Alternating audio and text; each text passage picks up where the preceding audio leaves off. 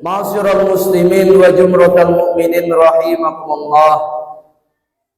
Kembali khatib mengingatkan di mimbar yang mulia ini, di hari yang penuh berkah ini, Sayyidul Ayyam, Yaumul Jum'ah, dan di tempat yang kita cintai ini dan insyaallah penuh berkah. Kembali khatib berwasiat mengingatkan khususnya kepada diri pribadi khatib, umumnya kepada jamaah Jumat sekalian, marilah kita senantiasa untuk meningkatkan keimanan dan ketakwaan kita kepada Allah Subhanahu wa taala. Imtithalu awamirillah wastinabu nawahihi.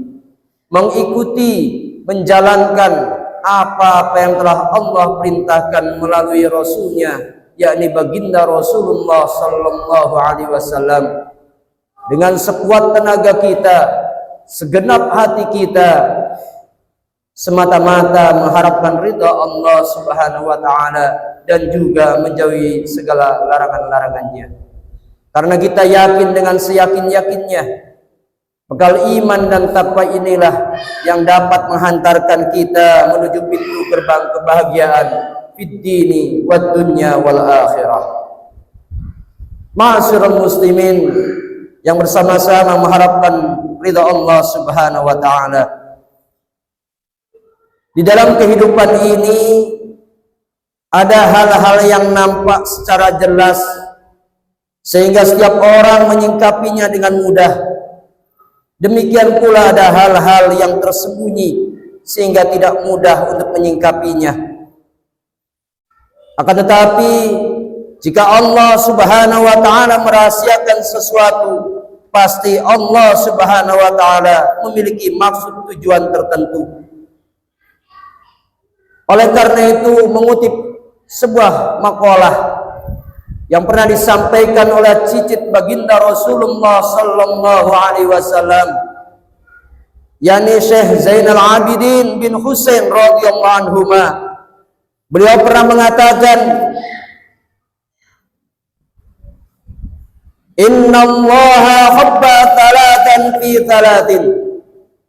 Sesungguhnya Allah Subhanahu wa taala menyembunyikan tiga perkara dari tiga perkara lainnya. Habba ridahu fi ta'ati, fala tahqiru min ta'atihi syai'an, fala'alla ridahu fi. Wa habba suhtahu fi ma'siyatihi, fala tahqiru min ma'siyatihi syai'an, fala'alla suhtahu fi.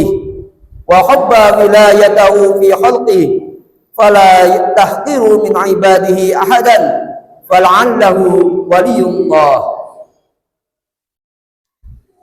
Syekh Ali Zainal Abidin bin Husain radhiyallahu anhuma mengatakan bahwasanya Allah Subhanahu wa taala menyembunyikan tiga perkara dalam tiga perkara lainnya. Yang pertama, Allah menyembunyikan ridhonya dalam amal ketaatan kepadanya. Maka janganlah sekali-kali kita meremehkan dari ketaatan kepadanya. Mungkin disitulah letak daripada ridha Allah Subhanahu wa taala. Kemudian yang kedua, Allah menyembunyikan murkanya dalam perbuatan maksiat. Maka jangan sekali-kali kita meremehkan sesuatu dari kemaksiatan kepadanya. Mungkin disitulah letak murkanya Allah Subhanahu wa ta'ala. Dan yang terakhir, Allah menyembunyikan para kekasih-kekasihnya, waliullah, di antara makhluk-makhluknya. Maka janganlah kita sekali-kali meremehkan siapapun dari hamba-hambanya. Mungkin ia adalah kekasihnya Allah, waliullah. Sidang jamaah yang dirahmati Allah, yang pertama, habba ridahu fi ta'atih. Allah menyembunyikan ridhanya dalam amal ketaatan kepadanya. Perintah-perintah Allah Subhanahu wa taala banyak sekali jumlahnya, jamaah Jumat rahmati Allah. Dan dari banyaknya itu mungkin banyak pula yang telah kita laksanakan. Tetapi jamaah Jumat rahmati Allah, kita tidak tahu dari amal-amalan ketaatan itu manakah yang mendapatkan ridho dari Allah Subhanahu wa taala.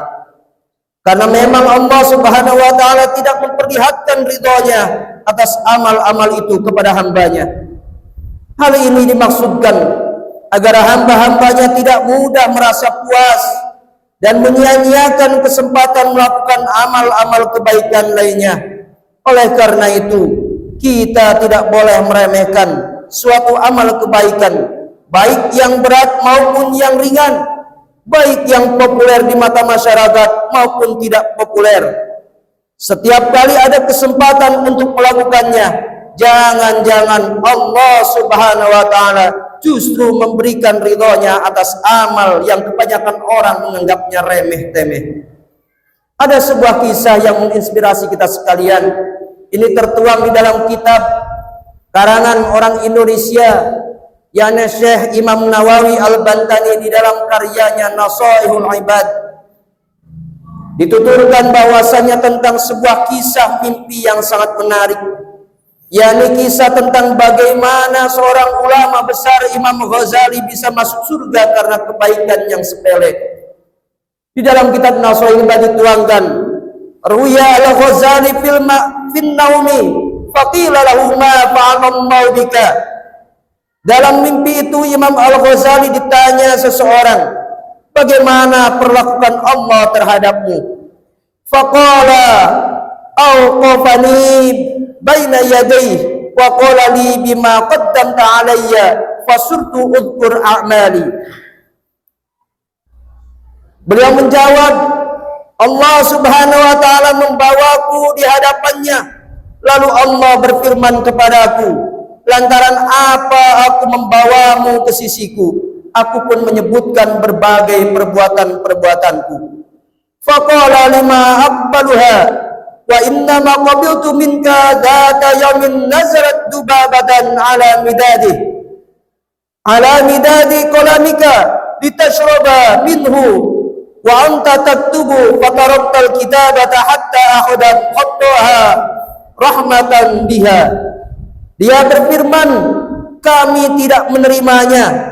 Sesungguhnya yang kami terima darimu adalah pada suatu hari ada seekor lalat hinggap pada wadah tintamu untuk meminumnya, padahal kamu sedang menulis, lalu kamu menghentikan tulisanmu hingga seekor lalat itu selesai meminumnya.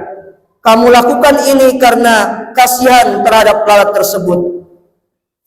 Tsumma qala Allah Ta'ala amdu bi'abdi ilal jannah. Kemudian Allah memerintahkan, bawalah hambaku ini ke dalam surganya. Sidang jamaah Jumat yang dirahmati Allah. Kemudian yang kedua, wa habbasu qawmi ma'asyati. Allah menyembunyikan murkanya atas perbuatan maksiat yang dilakukan hambanya. Bukannya langsung memberikan hukuman ataupun azab atas kemaksiatan itu. Setiap kemaksiatan menimbulkan murkanya Allah kepada pelakunya. Namun Allah Subhanahu wa Ta'ala tidak memperlihatkan murkanya yang dapat dirasakan langsung oleh pelakunya.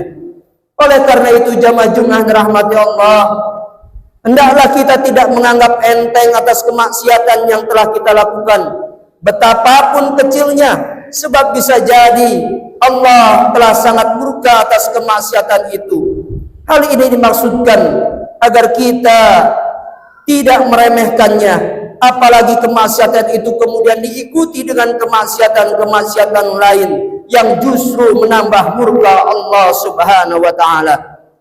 Intinya jamaah Jumat rahmati Allah, setiap kemaksiatan harus menjadi perhatian kita, karena bisa jadi Allah sangat marah atas kemaksiatan itu. Oleh karena itu kita dianjurkan untuk memperbanyak memohon ampunan kepada Allah Subhanahu wa Ta'ala, beristighfar agar Allah Subhanahu wa Ta'ala mengampuni dosa-dosa yang telah kita lakukan, diikuti dengan penyesalan dan taubatan nasuha. Kemudian yang terakhir jamaah Jumat rahmati Allah, habba wilayatahu fi khalqih. Allah menyembunyikan para kekasihnya, para wali-walinya di antara makhluknya. Hal ini dimaksudkan agar kita tidak meremehkan siapapun dari hamba-hambanya, karena mungkin ia adalah kekasihnya Allah. Dengan kata lain, kita sesungguhnya tidak perlu mengorek-ngorek apakah seseorang itu adalah wali Allah ataupun bukan. terutama jika upaya-upaya ini hanya akan membuat kita meremehkan orang itu. Setelah itu kita meyakini bahwa ia bukanlah wali Allah.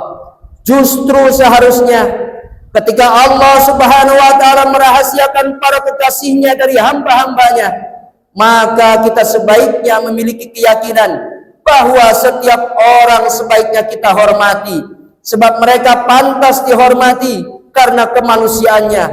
Kita perlu meyakini bahwa setiap orang memiliki kelebihannya masing-masing, dan cara ini adalah menjamin keselamatan kita daripada meremehkan orang lain. La tahtakir man dunaka likulli syai'in maziyah.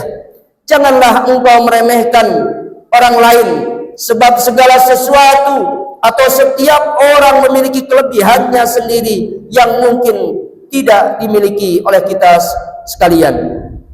Allah Subhanahu wa taala berfirman di dalam surat Al-Hujurat, A'udzu billahi minasyaitonir rajim. Ya ayyuhalladzina amanu la yaskhar qaumun min qaumin asa ay yakunu khairan minhum wa la nisaa'un min nisaa'i asa ay yakuna khairan minhunna. Al-ayah sadaqallahul azim.